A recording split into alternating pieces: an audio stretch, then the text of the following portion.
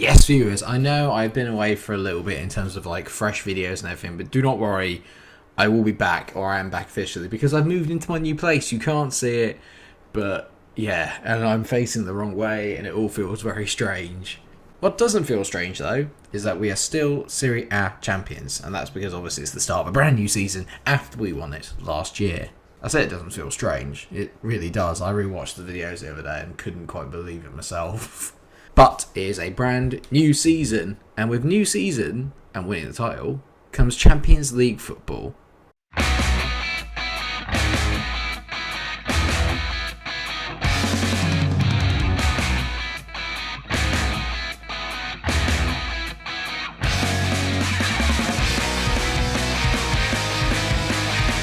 And that is what I have for you today. That's right, viewers. We will be taking on Valencia in today's only game. And you can tell here we've already won our opening 2 games of the season, which has been very good against Monza and Crotone. 2 games that you would expect us to win, to be fair. But, the team isn't quite the same as it was last year. Okay, I'm trying to remember what the hell I did in this season. So let's quickly go through the outs as we always do. And we'll start with the big one, which is that Christian Kouame is gone. Now, you might think I'm a bit daft for letting him go. After watching the episodes last time out, I feel a bit stupid for letting him go. He used to average over a goal every 3 games for me, which is pretty impressive, to be fair, for his career at Fiorentina. But for £45 million, probably not a bad deal getting rid of him. Also, but 27 years old, African, so he can go to the African Cup of Nations. I'm trying to make it sound like it was a good deal to let him go. I'm feeling a little bit nervous about doing it, especially because along with him, I've let go Andrea Pinamonti, Oral Mangala, one of the first players I bought here. One player we never got to see was Mizail, who I brought in, but then it just never really worked out for him. I'm feeling a bit daft as well, because I think he could have fitted in quite nicely into the team.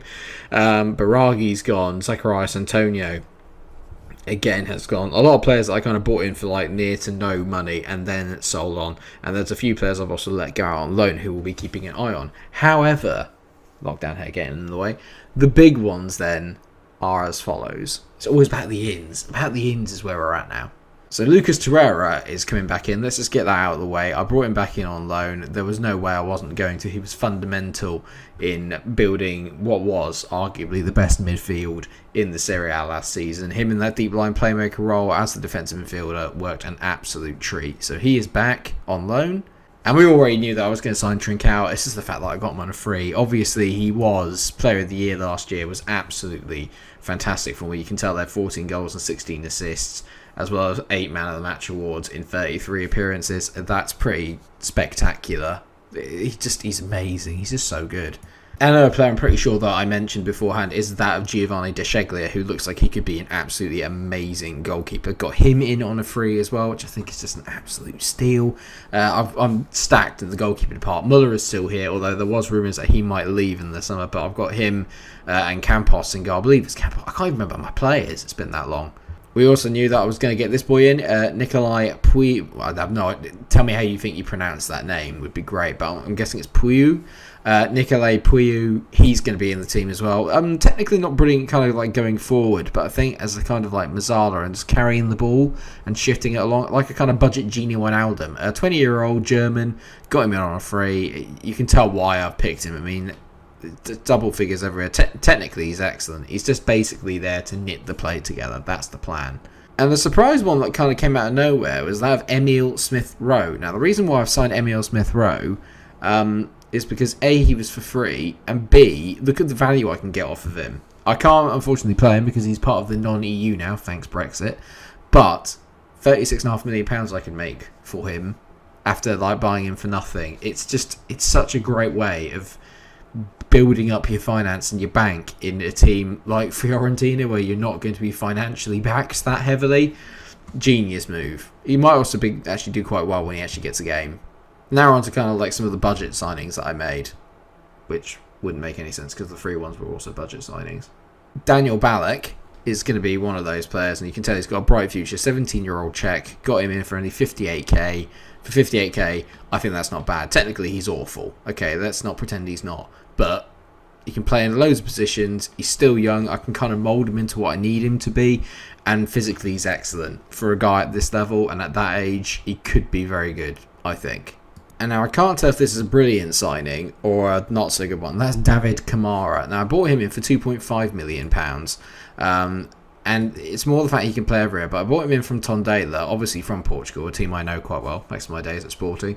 But yeah, physically okay, mentally very good at this age. Is something I will say, is that he does stand out in that area. He's a bit on the small side. He's only 18 years old, but can play right and left. That is the main reason why I really wanted to bring him into the team. And I think he'll get better. He's on loan at Cagliari, so hopefully he'll have a decent season there. And then when we bring him back, could be a good option.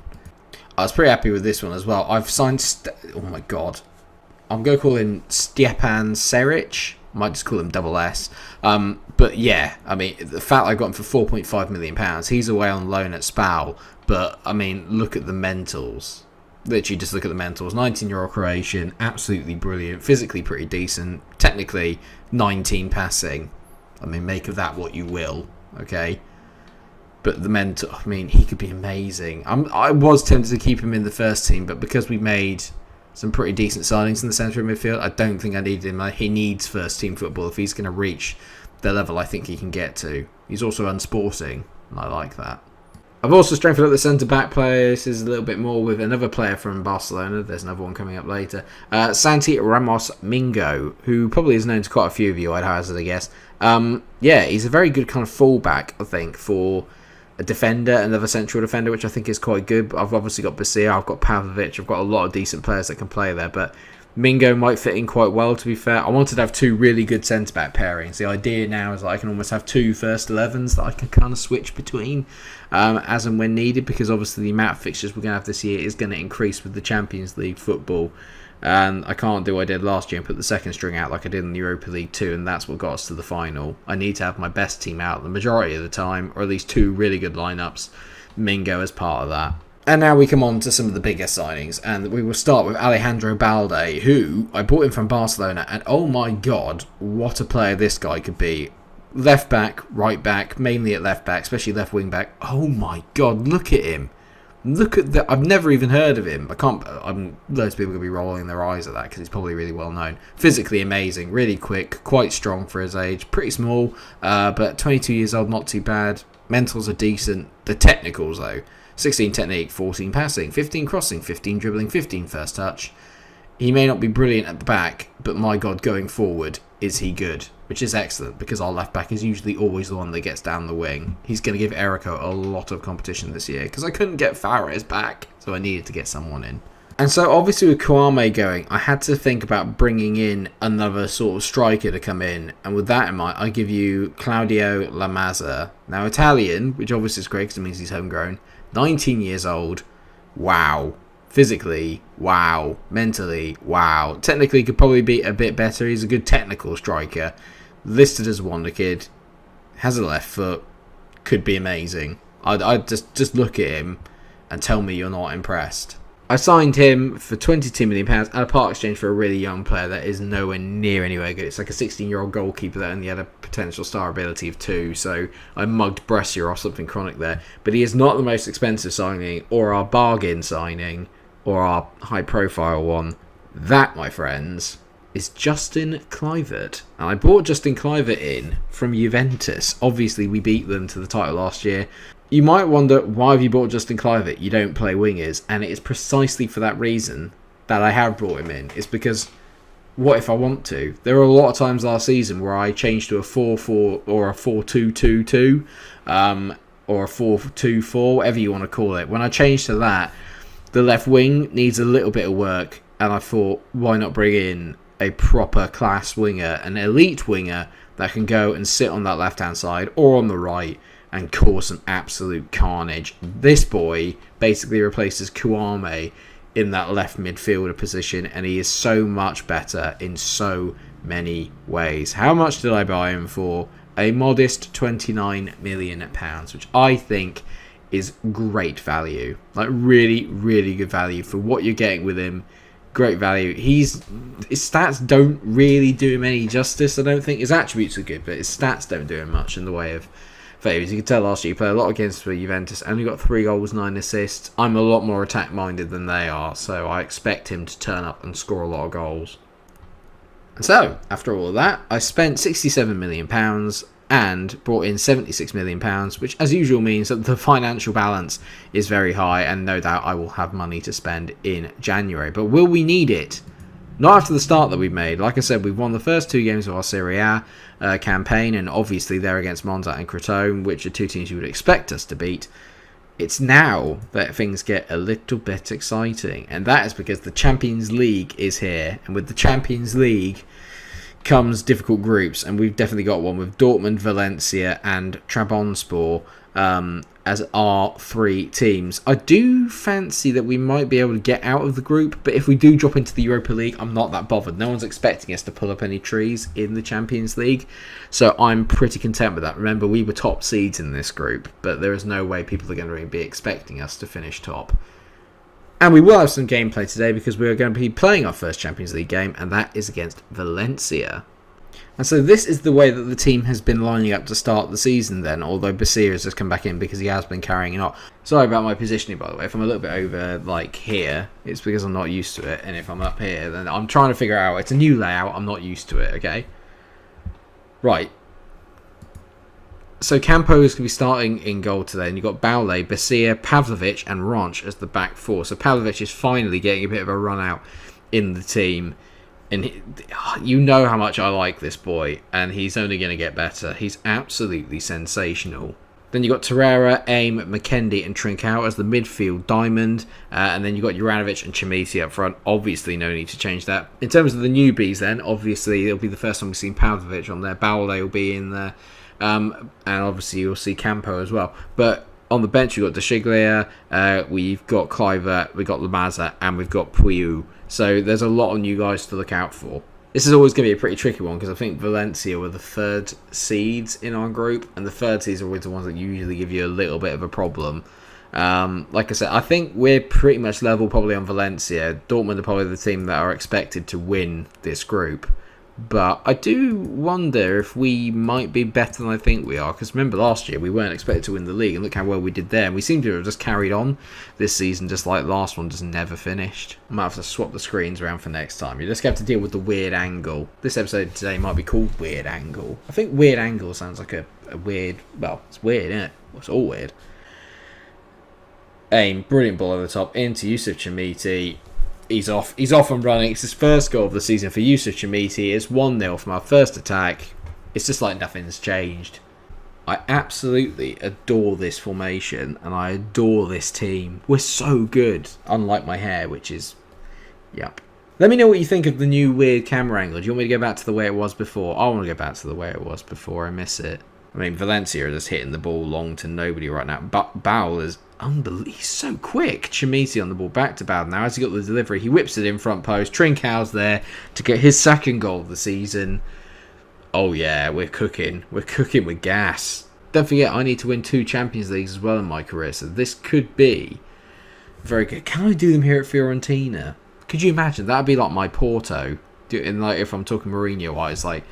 Fiorentina is like my Porto. Do you want me, but also slightly better because Porto are a big team in Portugal. Fiorentina are just like nowhere near the big guns in Italy. Now Jose Guy is still playing for them. They've got some really good players. Actually, they've got Kamara, they've got Dominguez, they've obviously got Jose Guy. They've got some decent players here, but we're making them look a lot better than I thought. Nicolas Dominguez whips in a good cross and Camarasa gets on it. It's not the best bit of goalkeeping. It's also not the best bit of defending you will ever see. Dominguez, it's a good ball. I mean, Campo. The less we say about Campo there, the better. And it's just before half time as well. I am happy with the way things are going, though. We have played quite well. It's annoying that it's come down that side. Bald's had a brilliant game so far, but got a bit caught out there. Letting him put the cross in was not good. I am going to make a change. I'm going to bring McKendy off, and I'm going to bring on Puyu. And he's going to sit there. Like I said about Puyu, he's got fantastic passing. And he's there just to be a bit of a ball carrier and just carry it around and just make sure that we don't lose possession. Juranovic making the run. He doesn't pick him. Puyu back on the ball. Nice ball to Torreira. Great ball there. Bowled into the box and Trincao hits it. Decent save by Dolberg in goal. Is that Pontus Dahlberg? Good shout, mate. I'm going to take Aim off as well, and I'm going to bring on Ryan Gravenberch. This is nice play by us here. We're playing it around nicely. Pavlovic into Puyu. Gravenberch with his first touch of the ball hits a sensational pass into Francisco Trincao. What a save by Pontus Dahlberg that is. Gotta say, actually, the midfield two of Puyu and Gravenberch have been very good since they came on. We hit another ball over the top looking for Chimiti. Chimiti back to Gravenberch. Ryan Gravenberch on the ball. Plays a great ball into Chimiti. Dahlberg's having an absolute blinder. How has he saved that, and how has Chimiti missed it? I mean, this would be such a good start to our Champions League campaign if I could win this. And Dahlberg, again, this literally could have been 4 or 5 had it not been for Dahlberg. And if they get anything out of this game, I'm going to be fuming, because we should have put it to bed. Blanco scored, and it's 2-2. I knew it. From the only other highlight they've had, somehow we've managed to throw away a 2-0 lead away at the Mestalla. It's not a bad result by any means, but when you're 2-0 up, just got caught on the counter. You can tell that Basia didn't have a good game and Branch didn't have a particularly good game. Juranovic was unnaturally quiet. We should have put that to bed. Dahlberg had an absolutely insane game. We should have put it to bed, though. Very annoying, and not the start I wanted, really, because we've got hard fixtures coming up, and next time we've got big ones. We've got Lazio, we've got Inter, but I'm going to come back for the Borussia Dortmund and Juve games, because obviously Juve were the ones that challenged us for the title last year, and Dortmund are probably our biggest challengers in the Champions League group. We will obviously see the game against Trabzonspor. I'll make sure that we see all 3 of the teams in the Champions League, if possible. If you're not interested in seeing Trabzonspor, don't worry about it. We'll come back to something else. But definitely, we're going to come back for the Dortmund and Dortmund and Juventus games. They're going to be big. Really, really big indeed. Can't believe we threw that away. Can't believe it. Well, that's it then, viewers. That is the start to Season 6 of Matching Mourinho. I hope that you have enjoyed it. Of course, if you have, please do drop a like on the video, share, subscribe. Thank you very much for having me back. Let me know what you think of the camera angle. I don't like it. I'm going to put it back to the way that it was. But yeah, the new gap is really good. I'll be back doing regular videos again, regular uploads, including FIFA, as soon as I've got everything sorted in the flat. Not everything is completely finished yet, but I'm absolutely loving it. It's brilliant to just, be somewhere new. I'm absolutely loving it. Thank you so much for watching. Please do like, share, and subscribe. And until I see you for another episode tomorrow, take care. Stay cool. Bye.